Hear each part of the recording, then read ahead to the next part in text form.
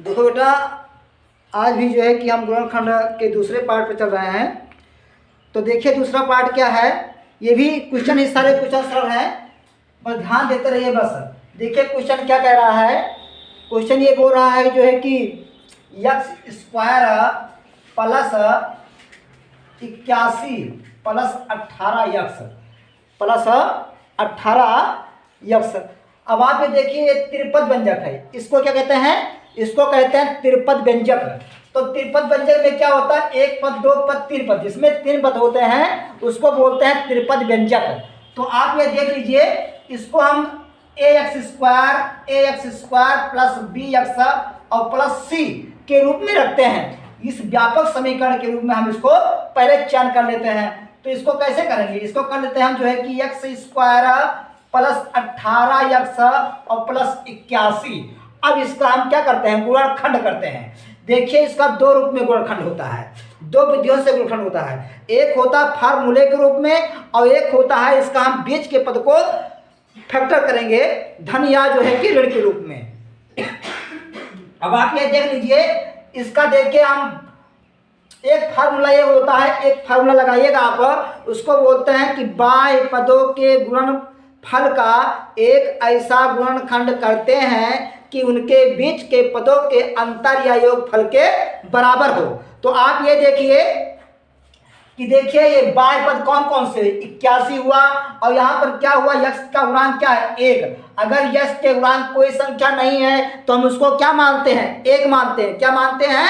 1 मानते हैं। अब आप ये देख लीजिए, हम 81 को 1 से गुणा करते हैं तो 81 को 1 से गुणा करेंगे तो क्या आएगा? 81। क्या आएगा?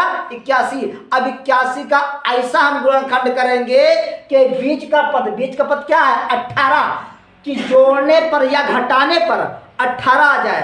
अच्छा, हम कब पता लगेगी? बात आती है सर जी कब जोड़ा जाएगा और सर जी कब घटाया जाएगा। तो बेटा क्या है, हम 81 क्या, जब यहाँ पे धन लगा रहेगा तो हम जोड़ने का काम करेंगे और जब यहाँ पर ऋण लगा रहेगा तो हम घटाने का काम करेंगे। तो 81 का गुणनखंड कीजिए कि उनको जोड़ा जाए तो 18 आ जाए और उनको गुणा किया जाए तो 81 आ जाए। अब आप ये देख लीजिए, 9 गुणे 9 बराबर कितना हो गया? 81। और 9 को 9 से जोड़ते हैं क्या आता है? 18। अब आप ये देख लीजिए, हम 18 के स्थान पे क्या लिख सकते हैं? 9 धन 9, 9 धन 9 और धन इसको हम सारा उतार लेते हैं x²। अब हम इसको खोलते हैं, खोलने के साथ साथ इसका हम गुणा भी करते चलेंगे। अब ये देखो बेटा, अब ये क्या हो जाएगा? x² प्लस 9x और प्लस 9x और प्लस 81। अब देखिए इसके 4 पद बन गए तो हम दो दो पद का जोड़ा बनाते हैं, दो दो पद का हम पेड़ बनाते हैं। उसके बाद जो है कि इसमें कॉमन लेते हैं। अब देखिए इन दोनों में कॉमन क्या है? यक्स है। इन दोनों में क्या है? यक्स है। यक्स मैंने कॉमन ले लिया तो यहाँ बचा क्या? यक्स। और यहाँ क्या बचा? 9, क्योंकि इन दोनों से क्या निकला? यक्स। हम कल आपको बता चुके थे कि जो है कि कॉमन लेने का सीधा मतलब होता है भाग देना। सीधा मतलब क्या होता है? भाग देना। मतलब यक्स हमने कॉमन लिया, यक्स से यहाँ पे भाग दे रहे हैं तो यहाँ पर एक यक्स बच गया। यहाँ पे कितना बचा? 9। यहाँ भी देखिए क्या कॉमन लिया जाए कि यक्स प्लस 9 ही आ जाए। तो देखिए 9 से ये भी कट रहा है, 9 से ये भी कट रहा है। जो दोनों संख्याएं कटती है वही होता है कॉमन, जो दोनों में मल्टीप्लाई होता है वही होता है कॉमन। अब आप ये देख लीजिए, यहाँ पर हमने 9 क्या कर लिया? कॉमन ले लिया। तो यहाँ पर क्या निकल गया? 9 निकल गया। यहाँ पे बचा क्या बेटा? यक्स। और 9 को 81 से भाग देते हैं तो क्या आता है? 9 9 81। तो आप ये देख लीजिए, यहाँ पर हो गया 9। अब आप यहाँ पर देखिए, इन दोनों में x प्लस 9 क्या हो गया? कॉमन हो गया। अब यहाँ पर हम x प्लस 9 कॉमन लेते हैं तो यहाँ क्या बचता है? x बचता है और यहाँ क्या बचता है? 9 बचता है। इस प्रकार से देखिए दोनों पद सेम दिखाई पड़ रहे हैं, मल्टीप्लाई में है, इसलिए क्या लिख सकते हैं? x प्लस 9 का होल स्क्वायर। क्या लिख सकते हैं? x प्लस 9 का होल स्क्वायर। एक बार फिर से देखते हैं बेटा, हमने क्या क्या देखे। इस प्रकार से व्यंजन है। अगर इस प्रकार से व्यंजन नहीं बने हुए, इस समीकरण के रूप व्यापक समीकरण में नहीं दर्शाए गए हैं तो इसको हम इस व्यापक समीकरण में दर्शा लेते हैं। व्यापक समीकरण वो क्या है, ये ax² plus bx plus c। अब देखिए बेटा, हमने इसको इस तरीके से दर्शा लिया, x² प्लस 18x प्लस 81। अब हमने कहा कि बाय पदों के गुणनफल का, बाय पद में 81 है और यश का गुणांक क्या है, 1 है, इसलिए 81 का ना 81। तो क्या मैंने बताया कि बाय पदों के गुणनफल का एक ऐसा गुणनखंड करते हैं कि उनके बीच के पदों के अंतर या उपयोगफल के बराबर हो। लिख लो बेटा, हम एक बार फिर से बोल रहे हैं, बाय पदों के गुणनफल का एक ऐसा गुणनखंड करते हैं कि उनके बीच के पदों के अंतर या योगफल के बराबर हो। अब बात आती है सर जी कब योगफल किया जाएगा और कब अंतर किया जाएगा। तो बेटा देखिए लास्ट के व्यंजक में क्या है, प्लस लगा हुआ है। अगर प्लस लगा हुआ है तो हम क्या करते हैं, प्लस करते हैं, जोड़ते हैं। और अगर यहाँ मान लगा है तो हम क्या करते हैं, अंतर करते हैं। अब हम क्या करते हैं, यहाँ पर देखिए 9 9 81 हो गया। हमने 81 का गुणनखंड किया तो 9 गुणे 9 आ गया। और जब 9 को 9 से जोड़ते हैं तो क्या गया है, 18 आता है, जो कि बीच का पद है। अब बेटा हम 18 को तोड़ देते हैं 9 + 9 के रूप में। अब बाकी देखिए सेम उतार लिया मैंने। अब हमने इन दोनों को खोलते हैं तो यहाँ पे अगर प्लस है तो साइन चेंज नहीं होगी अंदर की, लेकिन अगर यहाँ पे माइनस है तो अंदर की साइन क्या होगी बेटा, चेंज हो जाएगी। अगर प्लस है तो माइनस हो जाएगी और माइनस है तो प्लस हो जाएगी। अब ये देखो बेटा, ये हो गया 9x, ये होगा प्लस 9x और ये प्लस हो गया 81। अब ये आप देख लीजिए इन दोनों में कॉमन क्या है बेटा, x। दोनों में कॉमन क्या है बेटा, x। हमने यहाँ x कॉमन ले लिया तो यहाँ क्या बेटा बचा, x और प्लस ये 9 बच गया। अब यहाँ पर देखिए प्लस मैं 9 कॉमन लेता हूँ तो यहाँ देखिए 9 का 9x निकल गया और 9 9 81 हो गया। अब आप ये देखिए बेटा इन दोनों में कॉमन क्या, x + 9 दोनों पद में कॉमन है, इसलिए यहाँ पे क्या बनाते हैं, x + 9 मैंने कॉमन ले लिया तो यहाँ x बच जाता है, यहाँ पे 9 बच जाता है, बचा क्या, x + 9। अब देखिए दोनों पद एक सेम है, वो भी मल्टीप्लाई के रूप में लगे हुए हैं, तो यहाँ का मान क्या जाए, x + 9 का होल स्क्वायर। यही बेटा इस प्रकार से आप गुणनखंड कर सकते हैं और इस प्रकार से हम इसको दर्शा सकते हैं।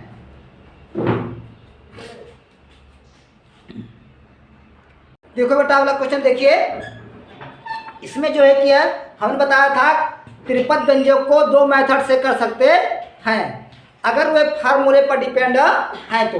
अब आप ये देख लीजिए, अगला बता रहा हूँ, देखिए लिखा है 49x² प्लस 14x और प्लस 1।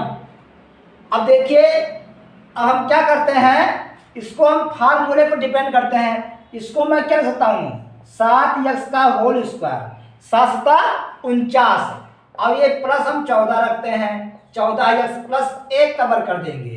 अब देखिए हम इसको ऐसे लिखते हैं 7x का होल स्क्वायर प्लस 2 गुणे 7x गुणे 1 और धना 1 का वर्ग।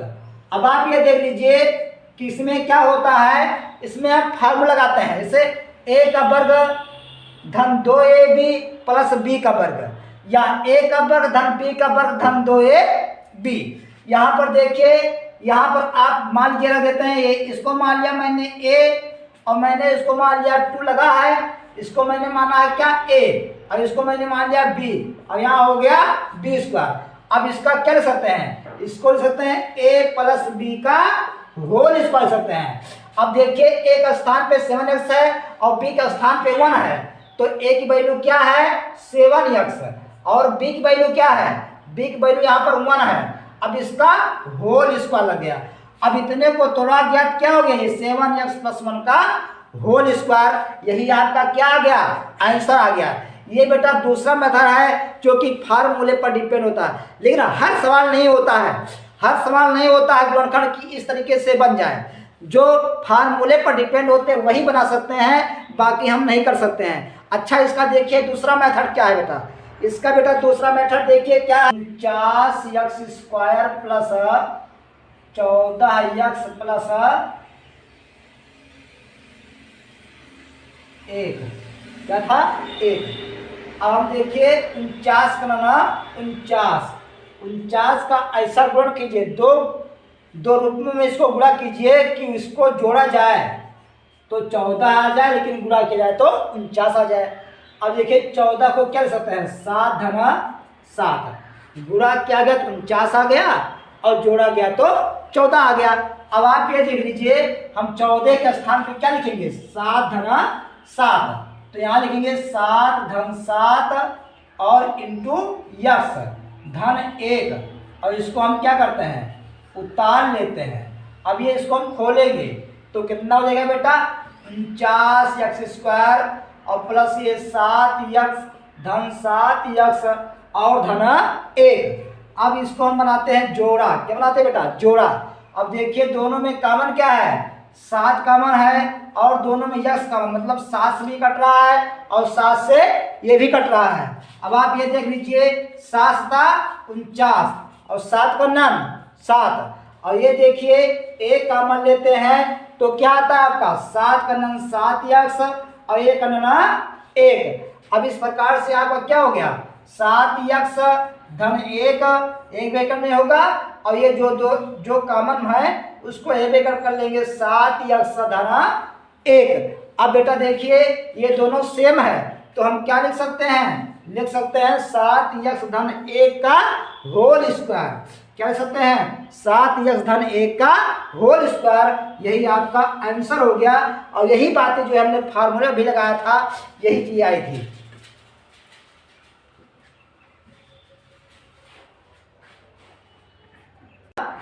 बिल्कुल ऐसे सेम है। देखिए हम 25 को 9 से पहले गुणा करते हैं बाय पदों के गुणनफल का। तो 25 को 9 से गुणा कीजिए, कितना आता है? 9 पचे 45 के 5 और 9 दूनी 18, 18 5 18 4 22, कितना हो गया? 225। और 225 का ऐसा गुणनखंड करेंगे कि जोड़ने पर 30 आ जाए और गुणा करने पर 225 आ जाए।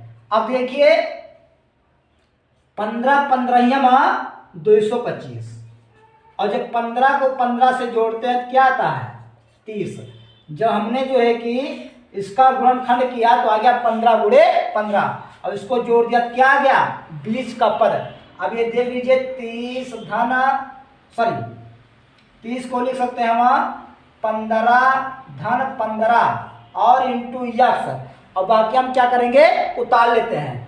ये 9 उतार लिया इधर, और इधर क्या उतार लिया? 25 यक्स स्क्वायर। अब हम इसको खोलते हैं तो क्या आता है? 25 यक्स स्क्वायर प्लस 15 यक्स और प्लस 15 यक्स प्लस 9। अब आप ये देख लीजिए, इसका हम जोड़ा बनाते हैं ऐसे। ये देखिए बन गया जोड़ा। अब देखिए दोनों में कॉमन क्या है? 5 यक्स, क्योंकि 5 से भी कट रहा 5 से भी कट रहा, दोनों में यक्स है तो ये हो गया 5 यक्स कॉमन लेते हैं। 5 25 और 5 तिहाई 15, दोनों में क्या कॉमन है? इसमें 3 कॉमन है तो यहाँ पे +3 कॉमन लेते हैं। यहाँ हो गया 3 पचे 15 और 3 त्रिका 9। अब ये देख लीजिए बाहर बाहर क्या हो जाएगा? इकट्ठा हो जाएगा, क्योंकि ये दोनों कॉमन में आ जाएंगे। 5 यक्स प्लस 3 कॉमन में आ गए, और यहाँ पे बचा क्या? 5 यक्स प्लस 3, दोनों सेम है इसलिए इसको लिख सकते हैं 5 यक्स प्लस 3 का होल स्क्वायर। ये 3 है बेटा, 5 यक्स प्लस 3 का होल स्क्वायर। यही आपका क्या हो गया? यही आपका आंसर हो गया। यही आपका क्या हो गया? आंसर हो गया।